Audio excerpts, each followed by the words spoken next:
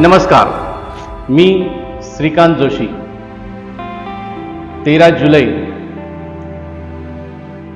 पाजी प्रभू देशपांडे यांचा स्मरण दिन.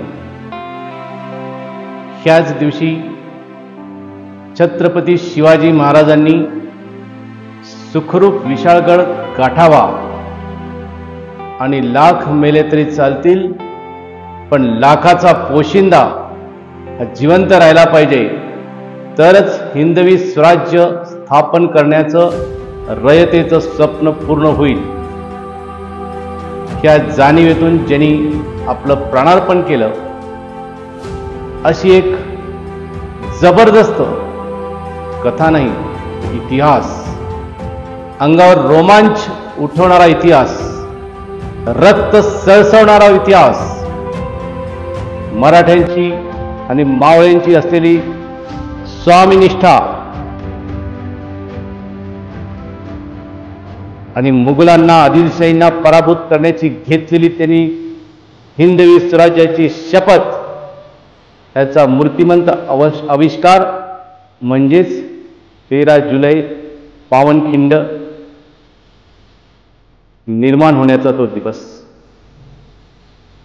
खरोखरच ज्या भारतीयांनी राणा प्रतापांच्या हळदी घाटला भेट दिली नाही, ज्या महाराष्ट्रातल्या आणि भारतातल्या सर्व नागरिकांनी बाजी प्रभूची पावनखिंडीला जाऊन तिथली माती आपल्या मस्तकी लावली नाही, आणि आपल्या देशात अशा वेगवेगळ्या ठिकाणच्या क्रांतिकारकांनी तिथं आपलं सर्वस्व अर्पण केलं आणि मातृभूमीचं रक्षण केलं, त्या ठिकाणच्या मातीचा आपण जर सुगंध घेतला नाही, आपल्यासारखे करंटे आपणच.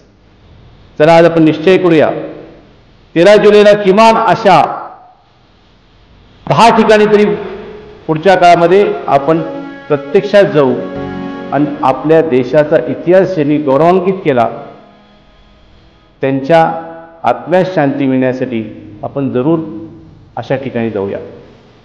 अशी खूप ठिकाणं आहेत, आपल्याला जिथं वाटेल तिथं जायची मुभा आहे, पण आपण बाजी प्रभूंची गोष्ट नेहमीच लक्षात ठेवली पाहिजे. किती ते जबरदस्त त्याग, या त्यागाची सुरुवात होते शिवाजी महाराजांनी जेव्हा अफजल खानाला मारलं, तर आदिलशाह संतापून उठला होता. आदिलशाहवर त्याची बेगम सुद्धा संतापून उठली होती. हा जंगल का चुहा म्हणणाऱ्या शिवाजी महाराजांना ताबडतोब पकडून आणा असं फरमान त्यांनी काढलं, आणि सिद्दी जोहरला प्रचंड मोठं आमिष देऊन, खूप मोठं सैन्य, घोडदळ, पायदळ देऊन त्याला सांगितलं की सिद्दी जोहर, तुला वाटायचं ना अफजल खानची जागा तुला मिळायला पाहिजे, हो आम्ही देऊ, पण शिवाजी के बच्चे को पकड के लेके आए. सिद्दी जोहर खूप मोठी ताकद घेऊन आला, पणाला वेढा घातला, हलता हलेना, वेढा तुटता तुटेना, सर्व प्रयत्न केले. शिवाजी महाराज ते पण जबरदस्त नेते, त्यांनी मस्तपैकी एक चाल रचली. बाजी प्रभू त्यांच्या साथीला 600 बांधल सैनिक मावळे हे एका छुप्या रस्त्याने ह्याच 12-13 जुलैच्या मध्यरात्री धो पावसामध्ये विजांचा कडकडाट असताना त्यांनी पलायन करायचं, वेढा फोडून निघायचं प्लॅनची तयारी केली, रचना केली. सिद्धीचं लक्ष वेधण्यासाठी शिवा काशीद नावाचा एका मावळ्याला प्रति शिवाजी भरून पाठवलं. आज ते शिवा काशीदचं वाक्य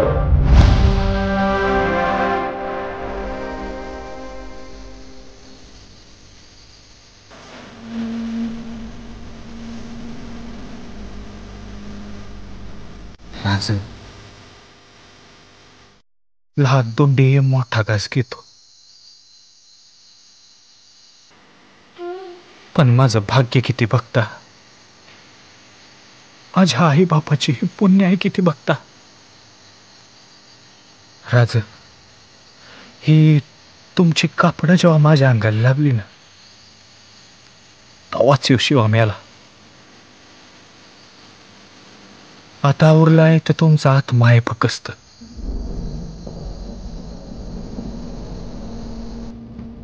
राज, तुमच्या ध्यानात येत नाही, पण मला स्वर्गाचं दार दिसतंय.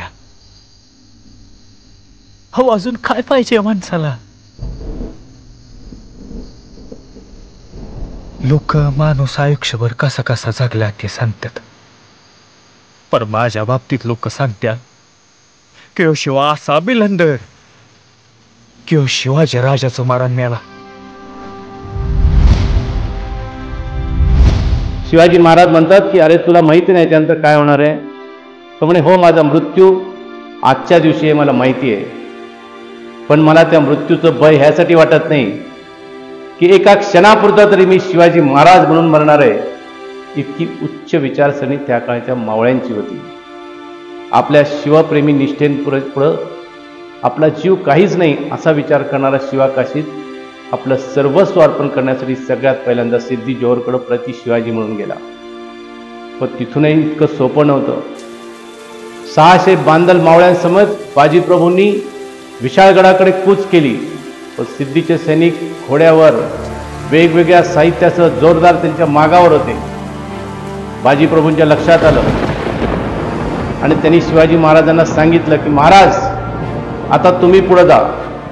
त्या पावनखिंडीतून एकही सिद्धी जोहरचा सैनिक त्या मुलासकट कुणाला मी वर येऊ देणार नाही. तुम्ही 300 मावळे घेऊन पुढे जा, मी 300 मावळ्यांनी यांना सांभाळतो.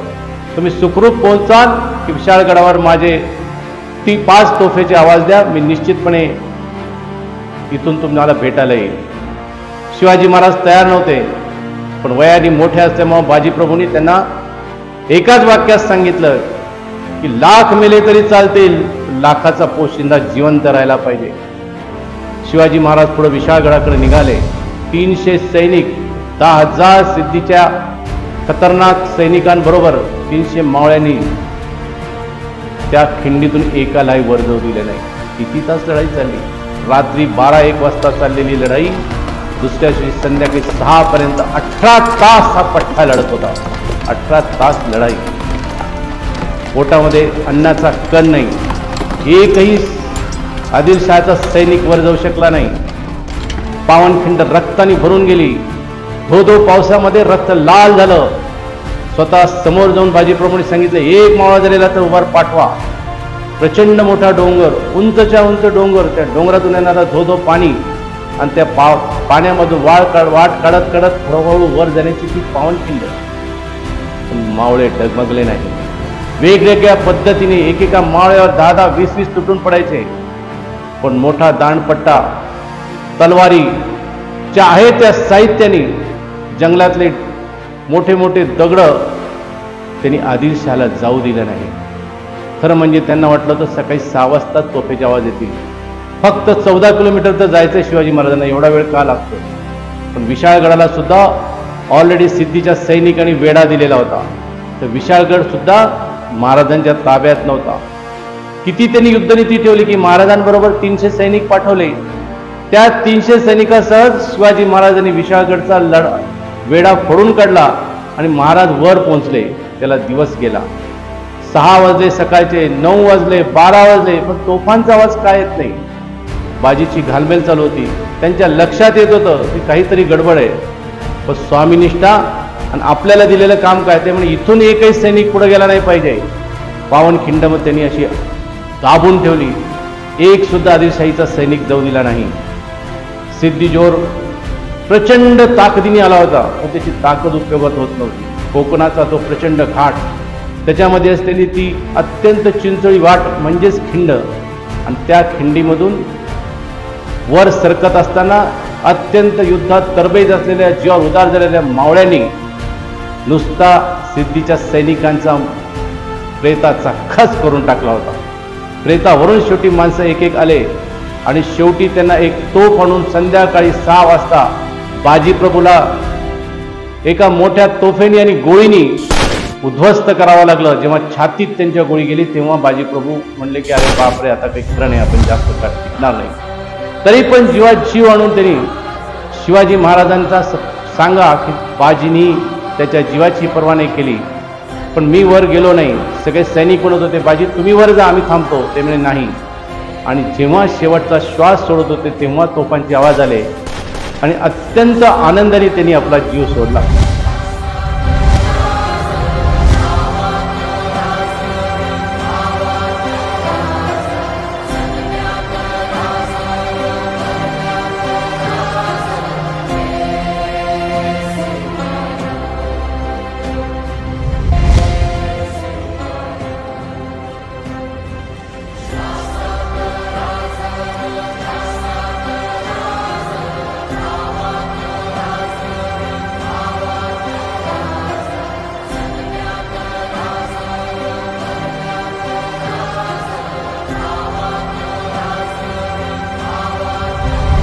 होतो. कसा हा क्षण आहे, किती ते उच्च असं बाजीप्रभूंचं त्याग, तपश्चर्या आणि स्वामीनिष्ठा आणि राज्यनिष्ठा आहे. ह्या सगळ्या अशा बाजीप्रभूंसारख्या सैनिकातून आपला महाराष्ट्र घडला. इथं कुठली जातपात नव्हती, इथं मावळा ही एकच जात होती आणि रयतेचं राज्य करणं, जनतेवरचा अत्याचार दूर करणं, आपल्या हिंदवी स्वराज्याची पताका आकाशात फडकवणं, हेच खरं म्हणजे बाजीप्रभूंचं किती कार्य होतं. परदेशामध्ये कुठला तरी एक लिफाफा घेऊन 42 किलोमीटर तो सैनिक पाहिला तर मॅरेथॉन शर्यत जगभर केली जाते. बाजीप्रभूंचं एक कौतुक, त्या मॅरेथॉन पळणाऱ्या सैनिकापेक्षा कमी आहे का? नाही, 1000 पटीने जास्त आहे. 48 किलोमीटर धो पावसात जंगलचा रस्ता, अनवाणी कुठलाही घोडा नसताना राजांना सुखरूप पोहोचवण्याचं कार्य ते अत्यंत मोजक्या वेळात त्यांनी केलं. तेही 10,000पेक्षा जास्त सैनिकांना मारून, एकेका माणसाने जवळपास 30 ते 50 सैनिक मारले, तेव्हा आपला जीव सोडला.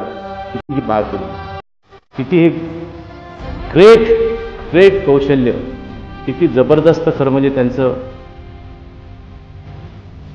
काय सांगावं, त्यासाठी शब्द कमी पडतील. एवढा मोठा त्याग. खरोखरच आपण जर आज बाजीप्रभूंना स्मरणार नाही तर आपल्यासारखे करंड्यापणा.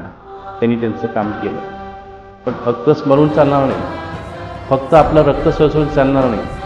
आपल्याही पद्धतीने ह्या कथेचा जेवढा होईल तेवढा विस्तार करा, जगातल्या कानाकोपऱ्यात पोहोचू द्या आणि त्यांना समजू द्या की शिवाजीची ताकद ही शिवाजीचे मावळे होते. जे मावळे आपलं सर्वस्व अर्पण करायचे आणि नुसतंच अर्पण करायचे नाही, तर त्या बाजीप्रभूंचा, खरं म्हणजे मोरारबाजी देशपांडेंचा, संताजी धनाजींचा खरं म्हणजे फरका उडायचा दुश्मनांच्या पोटामध्ये. आता त्या राजा आहे तसाच होता, जो स्वतः जाऊन लढायचा. आणि म्हणूनच आपला शिवाजी राजा का महान आहे, तर त्याच्या पाठीशी असणारा प्रत्येक छोटा व्यक्तीसुद्धा इतकं महान काम करत होता. तर आपण सर्वजण मिळून ह्या बाजीप्रभूच्या त्यागाच्या, बलिदानाच्या कथा आपल्या आपल्या पद्धतीने सर्वस्व पोहोचूया. आणि नवीन पिढीचं रक्तसुद्धा असं सळसळत राहील, त्याची काळजी घेऊया. हीच तर बाजीप्रभूंना आदरांजली. धन्यवाद. पुनश्च एकदा स्वर्गीय बाजीप्रभू देशपांडे आणि अशा तमाम लाखो मावळ्यांना माझ्यातर्फे मनपूर्वक आदरांजली. धन्यवाद.